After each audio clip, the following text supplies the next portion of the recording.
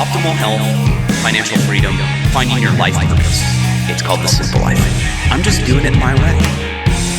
Welcome to The Simple Life with Gary Collins, your how-to guide for getting your shit together. This is life. You got to work on all these till the day you die. The only thing missing is you getting off your butt and doing it. Hey everyone, welcome to another episode of Ask Gary Anything. That is me, creator of thesimplelifenow.com. Make sure to go check out the website. It's brilliant. The new one is up. It looks great, simple, straightforward. And before I jump in, I want to talk about that just a little bit. A couple people asked me, why'd you redo the website and all that good stuff? My website has been patched together for damn near a decade.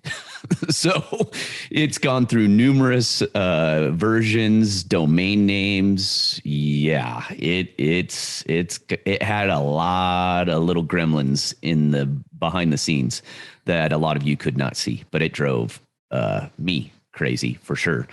And anyone who had to work on it. And thankfully I found a great web hosting guy who's done a great job. Veteran, support your country, people.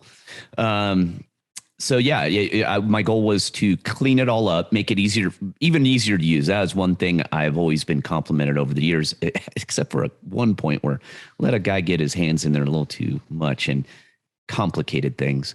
But I like my website to be very straightforward, easy to use, easy to navigate, makes it easy on your mobile phone now, which when I started, that wasn't a thing.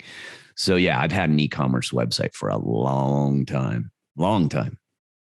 So it was time to reboot that thing and scrap the back end mainly. The front end, you won't notice it as much, but I hope you guys enjoy it. Tell me what you think of it. I hope it's a lot easier to use. And you're always tweaking it, changing it. It's like owning a property. You're always working on something. And if you are watching the video, you will see behind me, first of all, the weather's shit. And so hopefully it doesn't make a bunch of noise. It's been blowing like a mother and raining. And you'll see these slats behind me. I didn't build it from scratch. I was going to, but materials are so expensive that I ended up realizing it would be about the same price for me to buy something as it was to build it from scratch. And I want to try this thing out. It had some benefits. They call it a pergola, but it's not really a pergola. Oh God, Gary's talking about projects. Hey, yeah. I want to get into it because I need to update. That will be being updated too. I got a whole bunch of projects, stuff I've done. I need to get them on there. I know. Do your video. No, I'm not doing videos on them. It would literally take me forever. I don't have time. Pictures are the same without me talking. All right. And the slats open up. So it's all aluminum, powder coated aluminum. And I got lucky. It's actually the same color as my window frames. Ironically, got real lucky with that one. So I wanted to use it because it won't rust. It's powder coated. It looks good. It came in 50 bazillion pieces, like everything. Luckily, this one wasn't damaged. I'm going to do an episode about all the materials and all the things I've received and the shit I've had to go through in this house build. And it's going to, I know other people are going through it because I get the emails, but the slats here, thank God they open up because as soon as I get this damn thing up, I haven't even staked it into the ground. You're actually supposed to bolt it to the concrete. It's made to sit on concrete. It's called a pergola, but it's really not a pergola. I'm using it as a overhang for the front of the house to shield the sun. And like I said, luckily those slats open up with a crank because that thing would have blown away for sure with the wind gusts I've gotten. And, but yeah, so you're supposed to bolt it all into the concrete. Well, I only have one piece of slab that it can sit on. So I had to level the ground, build up a friggin' a platform for it out of AB rock and pack it down and bricks and pain in the ass. But I didn't even get the stakes in. Barely got this thing put together, put it in place, and the storms hit. And I'm like, God damn it. So luckily it hasn't blown away. So I'm very fortunate. But if those slats didn't open up, that thing would be gone. But yeah, so I did that. And it's 10 by 20. It looks really good. It fits the house real well. And we'll see how it goes. I got to do some modifications to it and a little better engineering on some of it. Typical freaking things made in China, I think. Who knows? If I had to guess, I didn't see any made in China stickers on it, but I'm guessing made in China. So as everything I've damn near bought, I can't believe the things that are made in China. Everything is made in China. What are we doing, people? Start businesses and start manufacturing good shit, for God's sakes, in America. And I battle that. I fight all the time for that. I've always stood by my word. Everything in this company is made in the USA. It always has been. It always will be. That's why I print my own books. I run my own book company. I do all of it to control it, not because I'm a sadist, tyrannical leader, because it is the only way I can make sure this shit turns out right and I control it. You get the best product that's from me, not from some jackass publishing company that decided I needed a hook that, don't get me started. This is the reason I do things this way. It's hard. Yes, but I do it. So yes, side tangent, little update there for you though. Going to be doing a lot more of these Ask Gary Anythings. I got quite a few questions, starting to run through them. So, hey, send some questions. Anything. You can ask me anything. I will possibly answer it. No, I've answered all of them. There's been nothing I've rejected yet.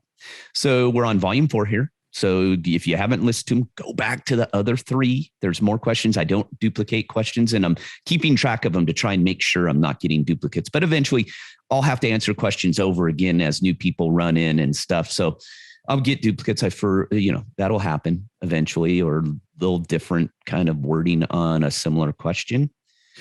But with that, let's get started. Let's dig into these questions here and let's see what we got. Hold on, drinking my coffee. And those can see the weather in the background too. It totally sucks. And it's pissing me off too. I answered this in volume 3 about being outside. It's driving me nuts. I've been indoors. I had to come in around noon yesterday. That's when everything hit. And I've been indoors since. And I walk the dogs in the rain. I will. My dogs know. They don't care. So yeah, they get it. We go on our walks no matter what. But man, I'm losing my shit. And it's only like 9 a.m. the next day, and I'm already cabin fever. We were meant to be outside, people. Number 1, Adam, what drove you to start your podcast? Hold on, drink my coffee. 10 cents, pure organic. Make it myself, grind the beans, pour over. No, whatever triple soy boy lattes or whatever people buy. 10 cents, 100% organic espresso. Make it myself. Just simple life, cheaper, simpler, and I'm not getting poisoned. Need to do an episode about coffee and tea too. Looking at the board. Should I write it down? I'll remember that one. But my podcast, for those who are new, I left when I started this business about 10 years ago. Like I said, it was a health company, and I've never, ever been into social media. For those who follow me a long time know I hate it. I think it is one of the worst things to hit humanity ever. It has caused so much divisiveness and strife and stress and suicides. I mean, depression, you name it. Wasting of time is a really big one. Matter of fact, let's get a little tangent on that one real quick as I answer this question. As I went to the gym yesterday, it was early in the morning, and it's the holidays as I record this. It's a little later. You guys will get this a little later. I watched a man probably in his 60s. I was there and I was on the bike, so it wasn't like I had a stopwatch. I was on the stationary bike warming up, and he sat on his phone without looking up for 14 minutes. Never looked up. Sitting on a stretching box in his workout clothes. I was there for an hour. He left before. He never worked out. Never saw him lift a weight. He sat on that box on his phone. Then there was one other person in there, talked to him, and then he left.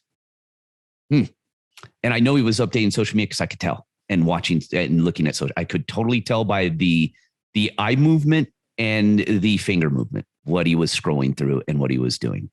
Painfully obvious. What the fuck, people? I mean, honestly. And everyone wonders why we are a dumpster fire of a country. at times. Stop it. Stop it, old man. You have nothing you're doing. Get off your ass. You're in the gym. Work out. I was boiling after just watching this. And if that guy wouldn't have interrupted him, this could have gone on for 30 minutes. Easy. Never looked up. Head bent down, hunched over, belly poking out. Perfect. But at least he went to the gym. So he'll tell all of his buddies that he works out. He doesn't work out. Stares at his goddamn phone, watching whatever. I don't even know. Okay. Side tangent. But my podcast. So 10 years ago, roughly, I didn't like social media, and I was in the health movement. And at that time, a lot of people in the health movements were taking, I got hairs all over my shirt here. Were taking advantage of social media because it was fairly new and you could reach everyone. So if you were followed by 100,000 people, well, if you posted something, pretty much all 100,000 would see it. And people who don't know this, but eventually, because of server space and to cut cost, because Facebook primarily was not profitable. So they were just outlying money because they were mining all your data, people. That was his goal all along. That was the whole gist of Facebook, was to mine your data and sell it.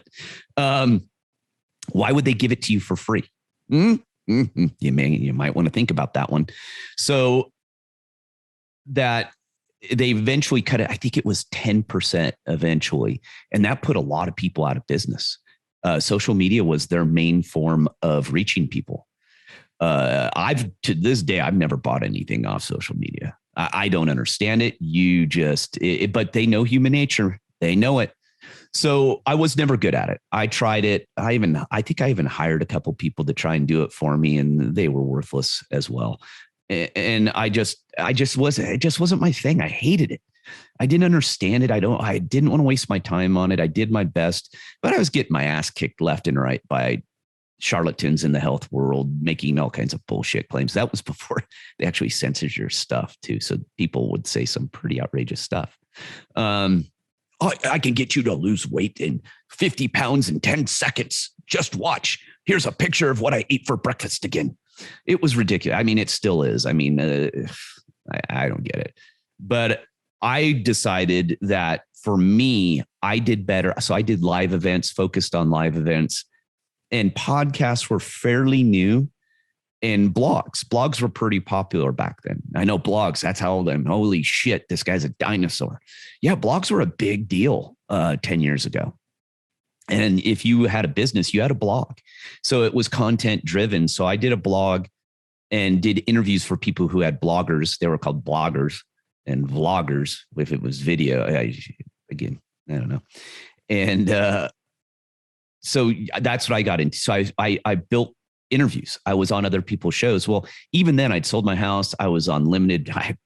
Couldn't afford friggin' internet. I was poor, and fast, high speed internet. Couldn't afford it.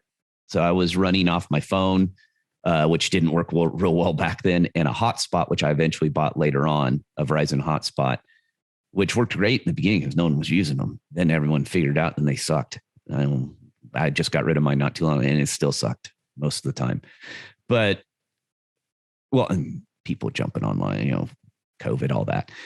But yeah, so I did interviews. That's what I did. And it was my strength. I did, probably thousands of interviews as a criminal investigator, either sitting in on joint investigations, being with someone else, doing their investigation, doing my own investigations.